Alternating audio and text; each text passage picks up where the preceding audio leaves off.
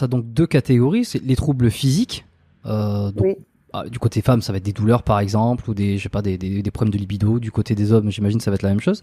Alors les deux sont liés forcément, mais et aussi les troubles psychologiques. Peut-être via un trauma, via des agressions passées, Mhm. via, j'en sais rien, d'autres choses. Qu'est-ce que tu as remarqué, qu'est-ce que tu avais le plus, toi qu'est-ce qui revient le plus en termes de troubles?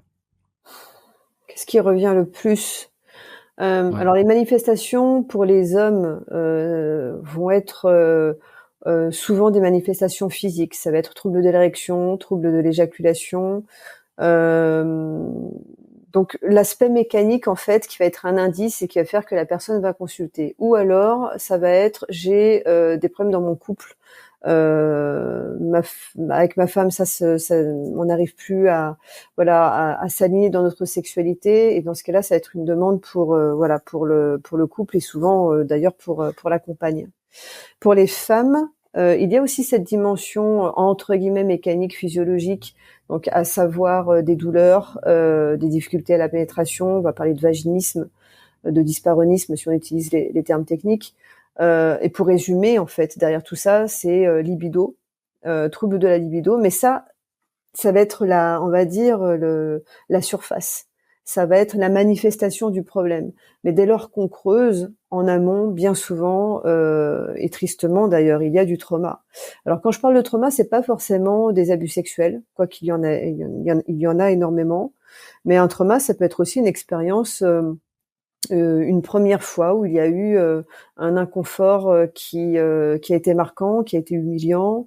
Ça peut être une rupture amoureuse, ça peut être quelque chose qui n'a parfois rien à voir avec la sexualité, mais qui va se reporter dans la sexualité. Ça peut être un deuil, par exemple, ou enfin, en tout cas quelque chose qui émotionnellement a marqué la personne.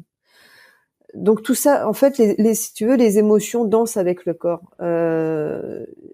La sexualité va être un langage, une manifestation, mais derrière un trouble, il peut y avoir plein de choses différentes. Et c'est pour ça que j'aime l'hypnose, c'est parce qu'elle permet de remonter à la cause, de remonter à la racine. On va pas, on peut, comment dire, accompagner le symptôme, mais si on veut vraiment avoir de l'efficacité et surtout dans la durée, eh bien, on va essayer de remonter à l'origine. Et l'origine peut être Hmm. multiple. Ok. Euh, et j'ai une petite question. Est-ce que, tu vois, je vais faire un parallèle avec un peu cette société de l'image sur Instagram, sur, tu sais, les influenceurs, influenceuses qui se montrent tout le temps sur le meilleur jour. Euh, Sur leur jour le plus heureux. On a l'impression que c'est les gens les plus heureux sur la planète, alors qu'en fait, c'est pas du tout le cas. Tu vois, on se rend compte que la société de l'image, c'est souvent les gens qui sont le moins heureux. Est-ce que dans l'industrie du sexe de manière générale, on a l'impression que tous ces troubles-là n'existent pas? Est-ce que c'est vrai, ou est-ce qu'au contraire, dans l'industrie du sexe de manière générale, ceux qui sont là-dedans, il y a plus de troubles de la sexualité, ce qui fait que toi, tu as eu, je sais pas, des témoignages dans de passé ou quoi que ce soit, qui ont fait que tu t'es rendu compte qu'il y avait vraiment un sujet là-dedans. Hmm. Oui, c'est une excellente question. En fait, on tend à oublier que les vidéos X restent du spectacle. Euh, ça reste fictif, même si l'acte a réellement lieu, même s'il n'y a pas vraiment d'effets spéciaux comme dans le cinéma mainstream, ça reste une mise en scène destinée à susciter de l'excitation chez le spectateur. Ce n'est pas une mise en scène qui est là pour générer du plaisir. Donc les acteurs et les actrices utilisent leur corps comme outil de travail, ce qui signifie que bien souvent il y a une forme de dissociation. Mon corps est un outil de travail, donc je le mets à disposition en échange d'une rémunération, et à partir de là, le principe c'est d'effectuer une performance, tout comme le fait un cascadeur, un danseur, comme toute personne qui a un métier qui implique son corps. Le problème, c'est que cette dissociation, euh, pour beaucoup de ce que j'ai pu observer, existe souvent avant d'effectuer ce métier. J'ai pas les statistiques, mais il y a, en tout cas d'après différentes études, et puis surtout de ce que j'ai pu observer, il y a énormément de travailleurs, travailleuses du sexe qui ont un passé qui a été marqué par un abus sexuel, par une forme de violence. Donc si tu veux, beaucoup arrivent dans ce métier en ayant déjà quelque part des troubles. Faire ce type de métier va être une réponse à ce trouble, parce que c'est une manière de se réapproprier son corps.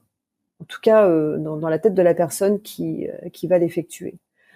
Hmm. Sauf que tu te réappropries pas ton corps, puisque tu ne fais que valider une dissociation et la mettre au service d'une industrie. Donc c'est très complexe.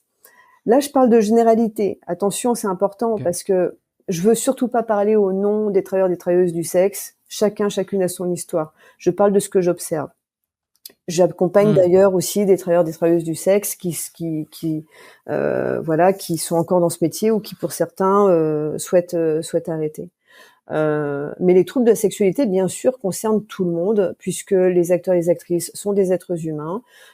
Concernant les hommes, oui, il y a des troubles de l'érection, oui, il y a la peur de la panne. Et à vrai dire, cette peur est tellement forte que malheureusement, beaucoup ont désormais recours à des médicaments tels que Viagra ou Cialis. Et c'est une catastrophe parce que ces substances sont censées être thérapeutiques, destinées à un profil de personne particulier. Et donc, consommées régulièrement par des hommes qui sont jeunes et en bonne santé, ça crée une dépendance. Et ça crée bien ensuite de véritables troubles, à vrai dire. Donc chez les hommes, en tout cas, il y a ça, il y a cette obsession de la performance, d'être à la hauteur. Chez les femmes, il y a la peur de la douleur aussi, hein, faut pas croire. Les actrices porno sont comme toutes les autres femmes, elles sont aussi douées de sensibilité. Maintenant, c'est vrai que plus, comment dire, une personne pratique une activité et moins elle est sensible. Donc il y a, si tu veux, une forme d'anesthésie en fait qui se crée au Mhm. niveau du corps par la pratique et qui fait que c'est comme pour le sport, hein, plus tu pratiques, plus tu es endurant et moins tu vas être comment dire sensible à certains détails. Moi, Hmm. je compare vraiment ce métier à du sport de haut niveau, pas en termes de valeur, c'est pas le débat, pas en termes de morale non plus, mais sur le plan physique. Le sport de haut niveau, sur le plan compétitif, c'est pas du sport santé. Alors ça peut forcer le respect, C'est vrai, oui, ça oui, peut écœurer, ça peut fasciner. Souvent ça inspire, on se dit oh là là, j'aimerais bien en faire autant. N'empêche que généralement les sportifs de haut niveau s'abîment. Et ben les acteurs, les actrices porno, c'est pareil. Ils sont dans une fréquence, une intensité qui clairement n'est pas bonne pour le corps.